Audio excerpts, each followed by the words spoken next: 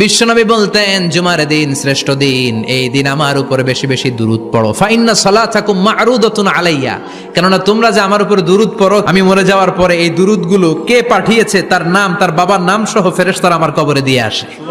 সাহাবারা বললেন, ইয়া রাসূলুল্লাহ কাইফা সালাতুনা মা'রুদাতুন আলাইক, আপনি মরে যাওয়ার পরে আমাদের দুরূদ কেমন করে আপনি দেখবেন? ওয়াকাদ আরিমতা, আপনি তো পচে গলে মাটির সাথে মিশে যাবেন। বিশ্বনবী বলেন, ইন্নাল্লাহা হাররামা আলাল আরদি আন তাকুলা আজসাদাল আম্বিয়া, নবীদের লাশকে খেয়ে ফেলা, নবীদের লাশকে পচিয়ে ফেলা জমিনের সব মাটির জন্য আল্লাহ হারাম করে দিয়েছে। নবীদের লাশ পচে না, নবীদের লাশ গলে না। যারাই বিশ্বনবীর উপর দুরূদ পড়বেন, আপনার নাম সহ, আপনার বাবার নাম সহ, মালাইকাতু সাইয়াহিন, একদল ফেরেশতা আছে শুধু রাউন্ড দেয় গোটা ওয়ার্ল্ডে।